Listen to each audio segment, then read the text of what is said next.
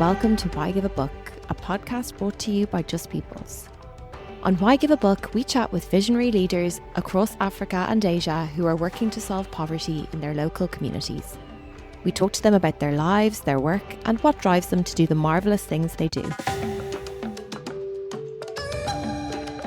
We're so excited to be here today with Madalitso, the co-founder of Acades, an organisation that is feeding Malawians, employing Malawians, and changing the nature of farming in Malawi. Madalitso is tackling youth unemployment and food insecurity while bringing cutting-edge technology, proving that Malawi doesn't have to just keep up with the world's tech revolution. It can lead the way. Welcome, Madalitso. We're so excited to be talking to you today. Thank you, Christy and Joanna. I'd love to hear from you what you really love about living in Malawi, being from Malawi, and what your favorite things are. Okay, let me just start.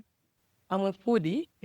Nice. I feel like food is one of the things that I love about Malawi. You were here, Christy and Joanna, so I should tell you that most of the food that we eat in Malawi, yet a lot of people don't know, but it's mostly organic. If it's good, they are pasture raised.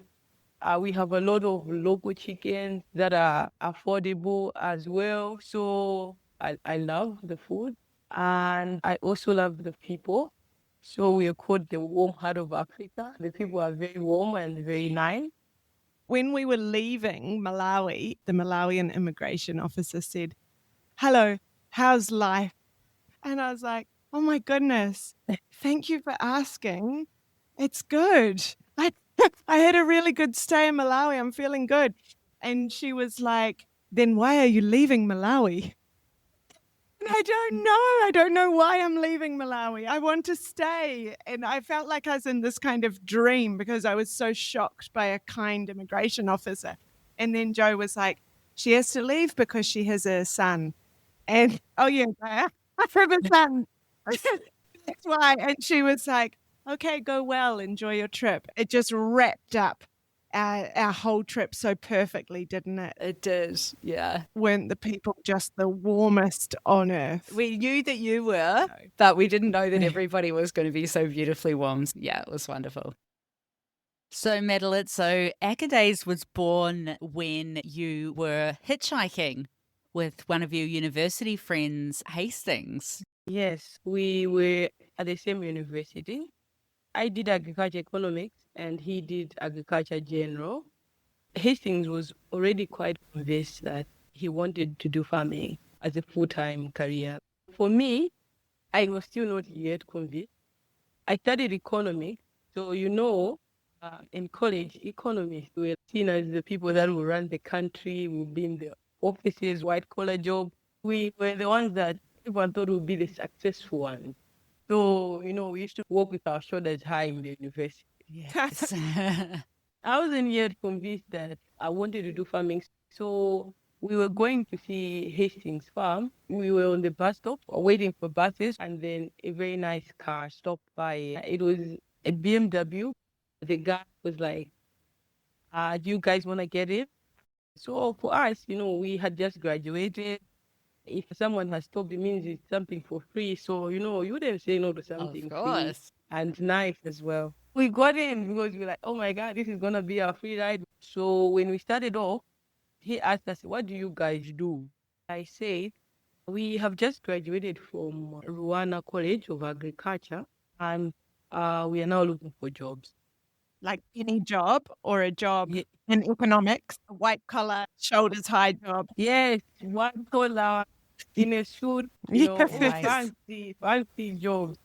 Yeah, and the emotion just changed the moment we said that because he was like, "Rwanda college graduate, you guys are the reason why Malawi is poor. You are the reason why this country is poor." Whoa.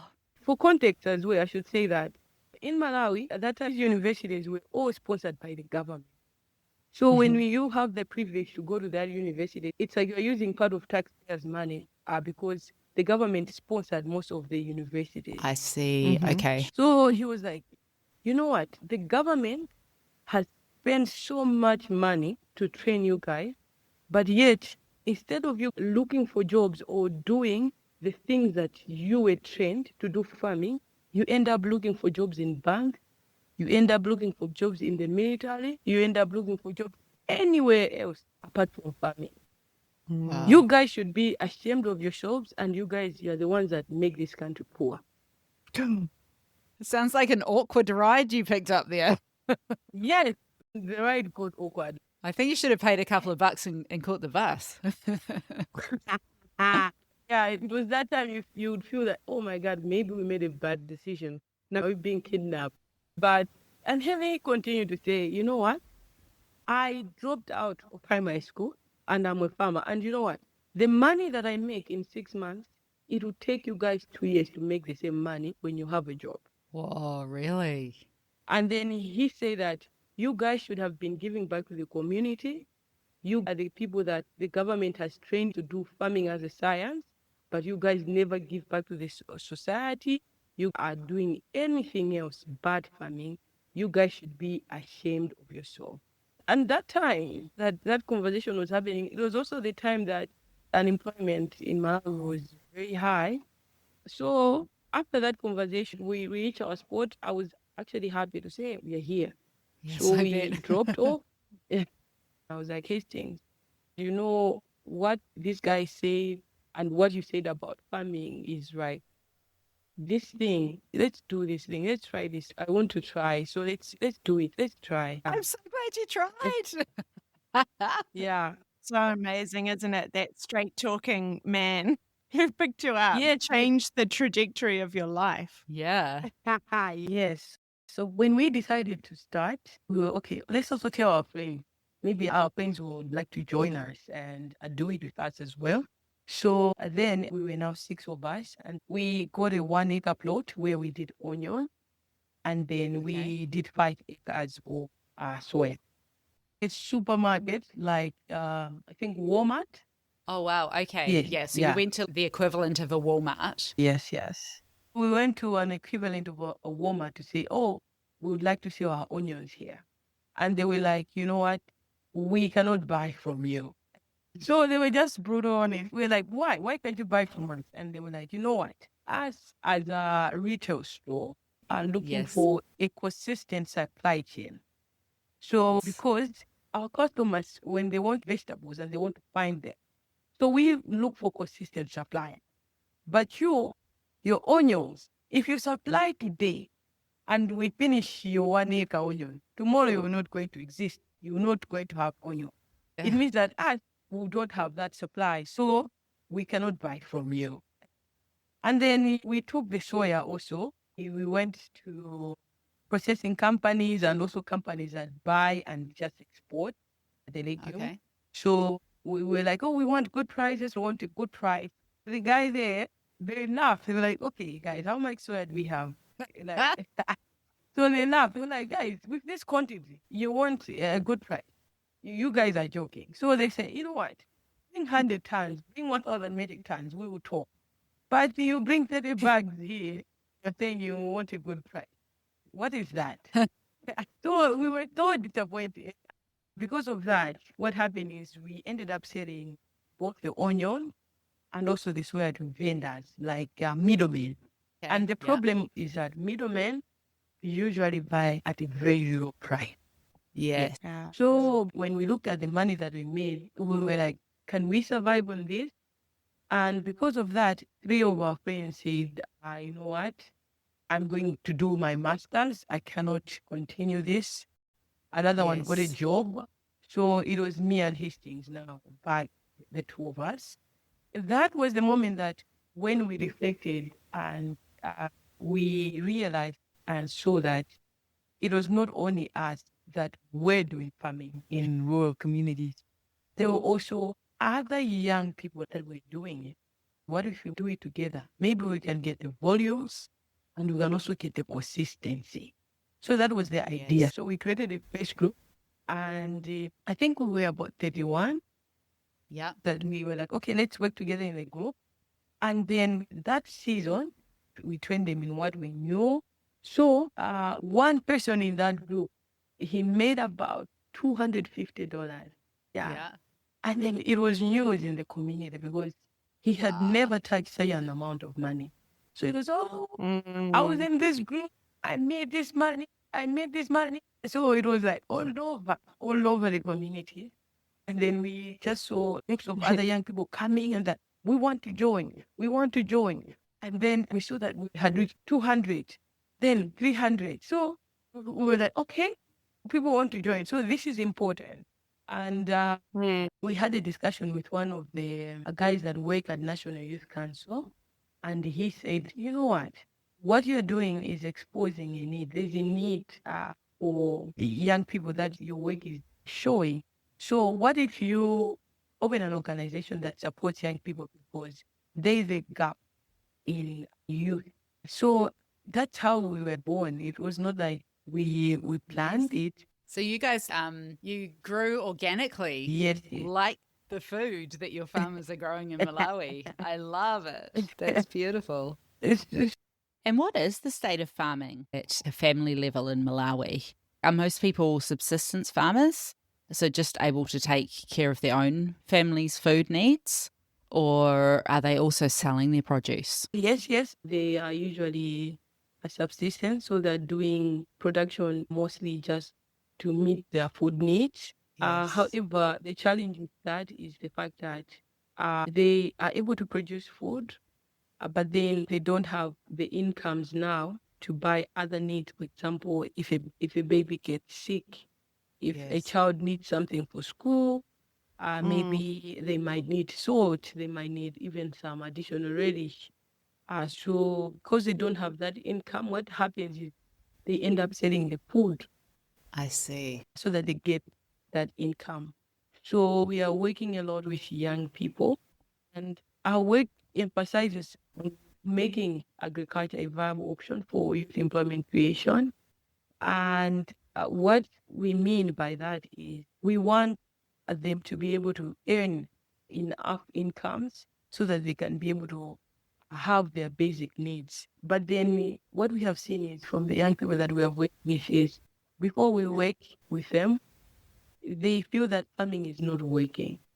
So their impression is, this year I worked so hard, but I only got, for example, maybe 200 kgs, and I was not able to feed my family throughout the year. We had some days that we ate, some days that we just slept without eating, but also I couldn't buy the things that I need. So for a lot of young people, it's kind of frustrating. They see farming as something that is dirty, something that will not take them anywhere. And also that's the impression that makes people that even go to universities, like my story, to say, do they want to do farming? Because when we are growing up in these communities, we have seen farmers to be poor. But then one thing that we know is it shouldn't be that way. It shouldn't be that way. We live in a land that has got limitless opportunities. If you've been to Malawi, like you have, you will see that our lands are very flat. Yes. Our land is very fertile. And then we have water. We have a lot of water close by.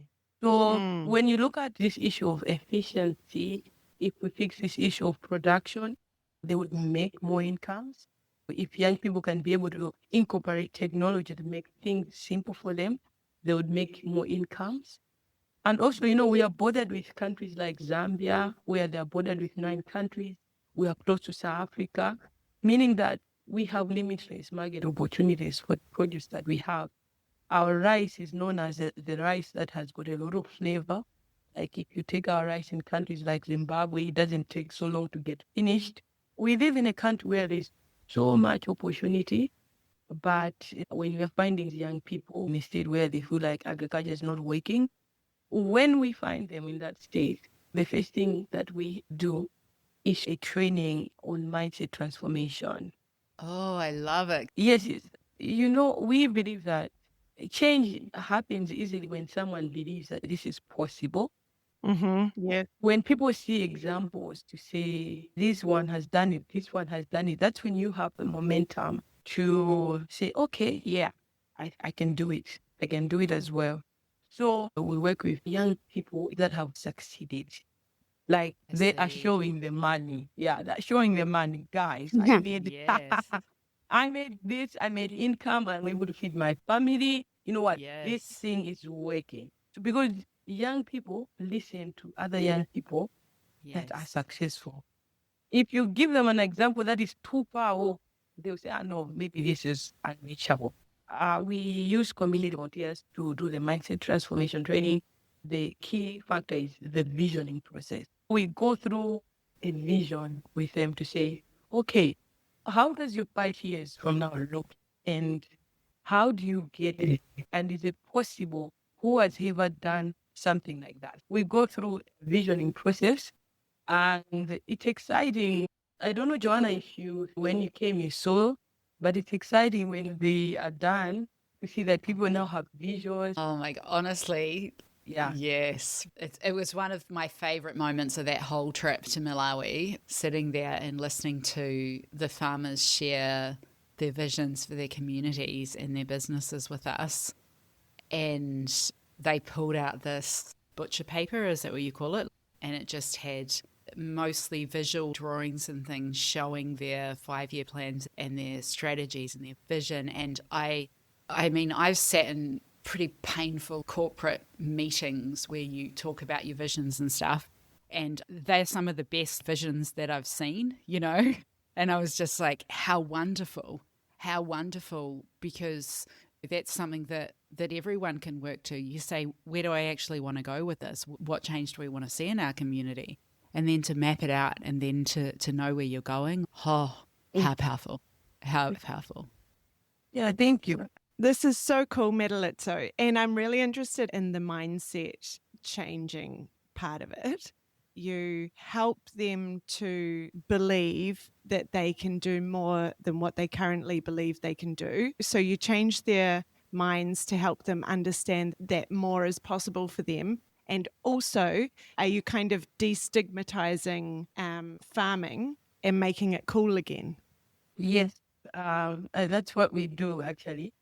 We make farmers. Cool. Yes. Yeah, we make farmers. Wow. You make them ballers. So then that's when you get the community volunteers. So those who have made their money, they have their gold chain. Yeah. They're listening to their music and saying, you can be like me as well. Yeah. That's awesome. Yeah.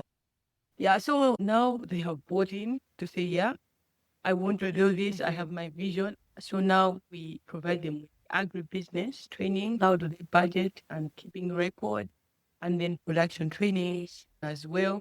And now the biggest piece now after training is the financing. Financing is the biggest piece because after I had studied my farming and been in agriculture, I was shocked to look at the numbers with regards to the financing that is going in the sector. Across Malawi, the financing specifically to smallholder farmers is less than 2%. And when you look at specifically youth farmers, you will see that the percentage is even less than 0.1% because as young people, they are considered risky, and that farming is also considered a risky sector. So the puzzle is, this is the sector where a lot of young people are employed, yet there is less and less financing that is going there. But everyone knows that for any business to grow, there's need for capital and there's need for cash flow.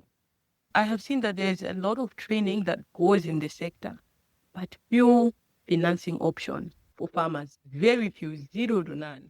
So the implication of this is that most smallholder farmers are using what we call recycled seed because they can't afford improved seed. Okay. If you look at the issue of improved seed or recycled seed, it's like, for example, if you have a woman that is giving birth year by year, but she will not have the energy. It's the same as the seed. So if farmers just recycle, it means that year after year, they are using the same seed. So the energy in the seed goes low, and then the yield, the output is now very low. For example, on average, when we are finding the farmer, they are getting a maximum of 200 kg. But when we are able to give them tailored financing, they are able to double it. They are able to get 400, 1,200 kg, even up to 2,000 kg, just because of changing. Is that when they invest the money into the high yield seed? Yes. So there's a huge need for financing to ensure that farmers are able to increase their production. On one side, there's an issue of the seed. And on the other side, there's also an issue of equipment. As I said, water in Malawi is very near, like you can dig and find water. And if there was really financing going to the sector, more farmers would even do irrigation farming, where they would be able to produce 2 or 3 times a year. But because financing never comes, most of the farmers depend on one season, which is the rain season. We still depend on the rain. We are still at the mercy of rain. When rain fails, the whole nation, we go and pray. We're like, oh, let us pray for rain. Which is okay. Prayer is good, but also there's irrigation equipment that people have developed. Why not have it in place so that in case rain doesn't come, we are not at the mercy of rains. Absolutely. When we don't have any rains, it can create a catastrophe in the nation. So we are providing tailored financing. This is including the input and also the irrigation to ensure that farmers now are able to produce more. If you produce more, you are able to sell and you are able to make incomes and you are able to have enough food. What we have seen is after the farmers are now in our program, they are able to produce more. They are able now to have income. They are able now to even change the standard of living. For example, they're able to build houses. They are able to put iron roofs. They're able to show their friends that, this is viable. This is viable. So looking at the impact that we want to see, we want this person to have enough food.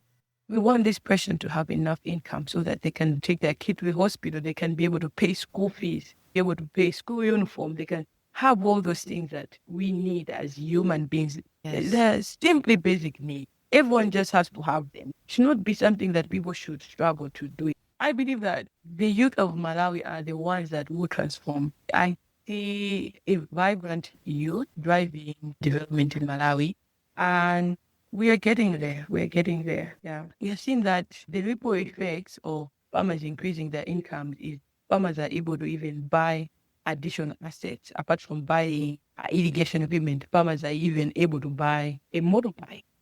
Apart from them just using it as a ride, other people use it as a taxi business. So they employ someone to drive it whilst they are doing farming. They also have a taxi business as a sideline. Also, what we are seeing is that they're able to even build shops like real estate where they're able to have groceries, sell things like retail. And that's where we're saying that if rural communities have capital and they're able to grow the agribusinesses, they can be able to transform the communities. It is simply how development works. And tell us about the work that you've been doing recently in bringing artificial intelligence technology to farmers to support their productivity. In Malawi, we missed the industrial revolution. We are still years and years still trying to catch up. I came to realize it at the time I visited Italy. We visited a museum and the hand tool that we use for farming was in the museum. What, as in this is what they used to use for farming long ago in history? Yeah. So they were showing us that we used to use these handballs, there were silks, there were, just different tools, even the oak cart, displaying it in the museum like that. And I was like, oh my God. Oh, my okay, God. This is what you used to use. So we are 100 years behind civilization. Is that what you're saying? Yeah. Yes. It was really painful. And then when I came back, looking at the site or how things are being done at the moment, to say, when are we catching up? Are we catching up in 10 years? Are we catching up in 20 years? And the feeling that we are not even catching up, things are even advancing, and we are still trying to catch up. We're still trying to catch up on feeding ourselves. We have countries where there's too much food, but us, we are struggling just to feed ourselves. So when the AI came out, that feeling kind of popped also to say, we're also going to play catch up with AI. Are we going to leave 100 years behind again with AI? is it going to be the same reality? Just like we missed the Industrial Revolution train, we're going to miss the AI train. And with my colleague, we were like, no, you know what? We are determined to be those people that will make sure farmers specifically don't miss it. We don't miss it. Yes. So when the wave of AI came in and we started using tools like ChatGPT, looking how it made everything simple for us, Yes. we started having this discussion in our office to say, AI is able to make things so simple for us, but why not also the farmer? And for me, it has been a genuine feeling to say, why do we want farmers to do everything? We want farmers to make the business plan. We want farmers to like commercialization for them to grow their income. We want them to do a market research. We want them to do everything. But assuming we just let them do what they know best, that is the production side of it, Yes. and have other areas where they could use other tools to help them with that. Wouldn't that be better? And that's when we started discussing on, let's do this. Let's incorporate AI in our programming so that our farmers are able to use it for various purposes. So that includes weather information, but even issues of climate. We want to know, when is it better to plant? Do we plant today? Do we plant tomorrow? Do we plant next week? If farmers can get that updated information, just go on the AI and ask it, okay, when are we able to get the rain? Which one is an ideal, but contextualized? So the way we started thinking of AI is, how do we make sure that we contextualize the AI?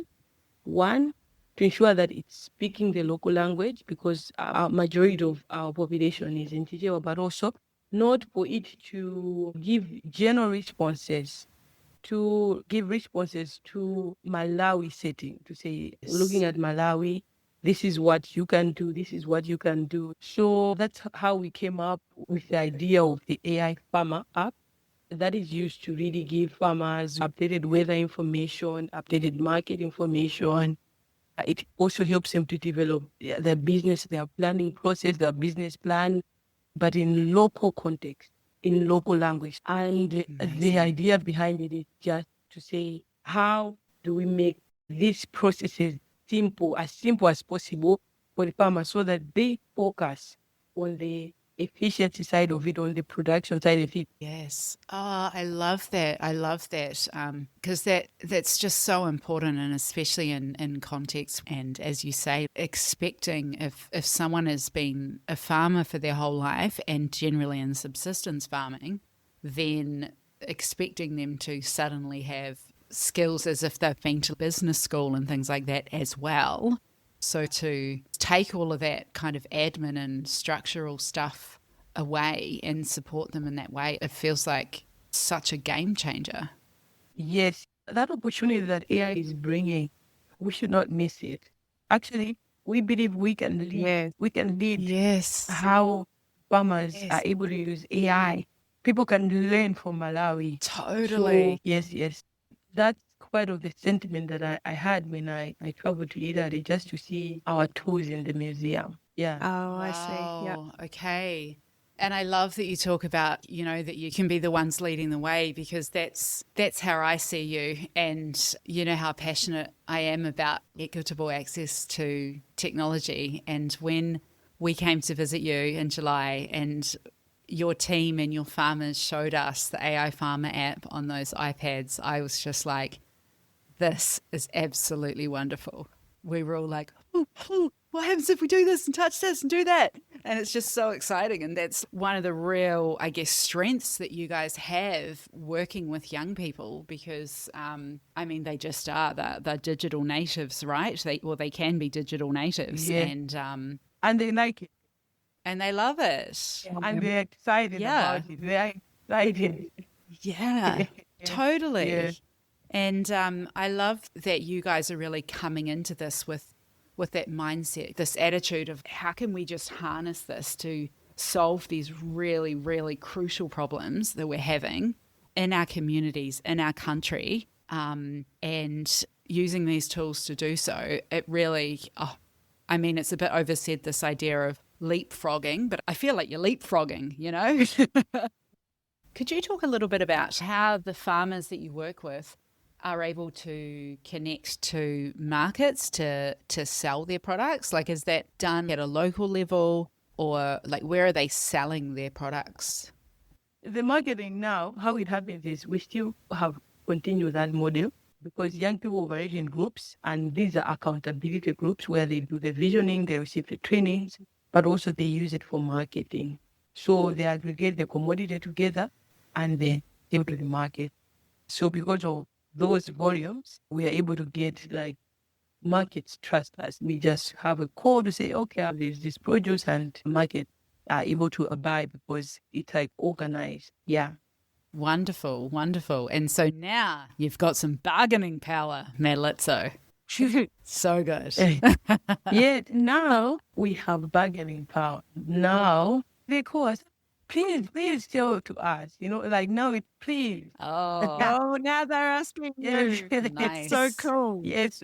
Are they giving you a good price? Yes, like they're saying sell to us. Means that I'm waiting on the bargaining. Okay, so how much are you buying?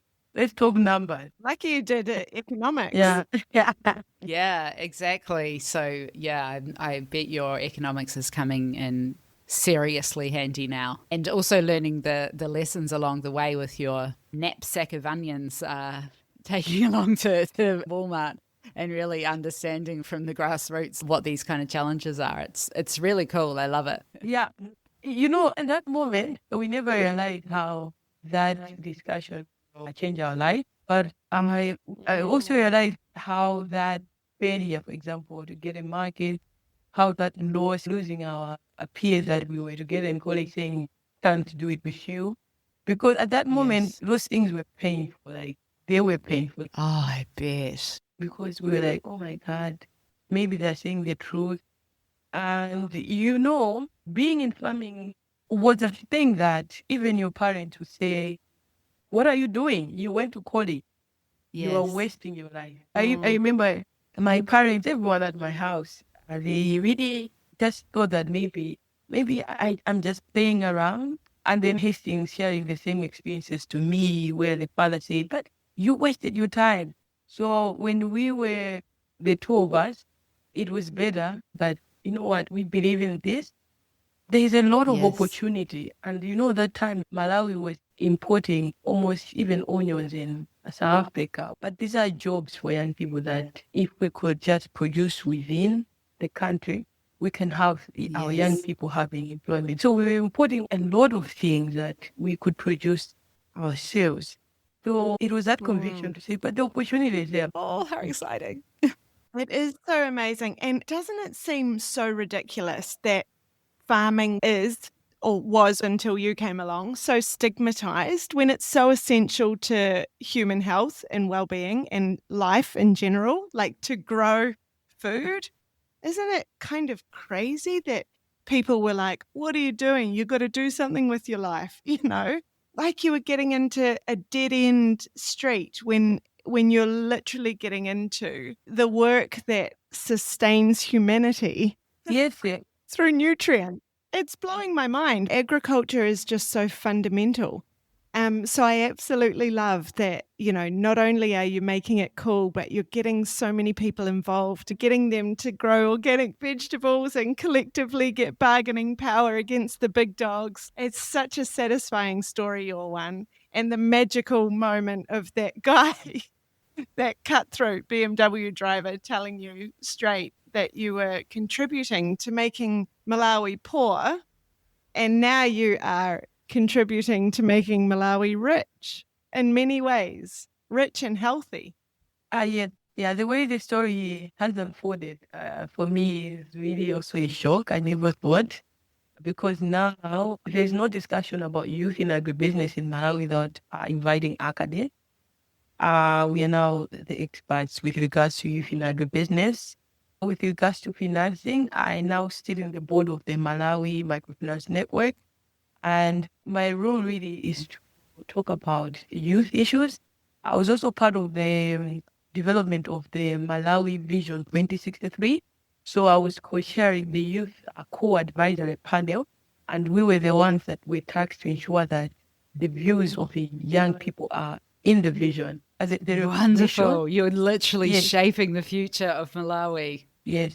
Yeah, it's something that I never imagined. Like, we also got the presidential award, I think 2 years ago. So yes, did yes, you? for the impact. Wow.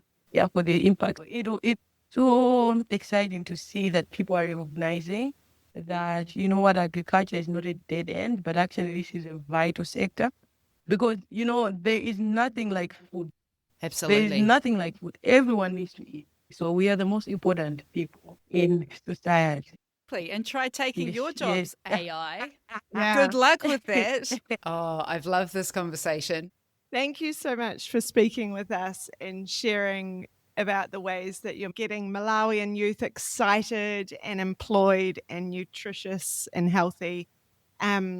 It's really so inspiring, and I want to grow vegetables myself and become part of your movement. And I just love that you are putting the future out of the boomers' hands and back into the youth so that they can create. Sorry to all the boomers listening. We do love boomers. But we also love it when youth have control over their own futures as well, especially with climate change and everything that's happening. So you're doing amazing work, and we're so inspired and excited to support you.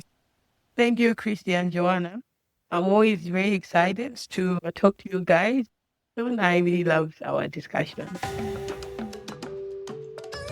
When we went to visit you, you let us plant very special little trees. I planted an avocado tree and I was very excited about it. Do you know how they're growing? Yeah, they're going very well. Actually, no, I think Joanna's died. I'm joking. promised me. You promised me you would look after it. Did it die? I'm joking. Aw. I'm joking. I was outraged for a minute there. Why Give a Book is brought to you by Just Peoples, an international non-profit dedicated to ending global poverty. You can learn more about Just Peoples and the visionary leaders we chat to at justpeoples.org.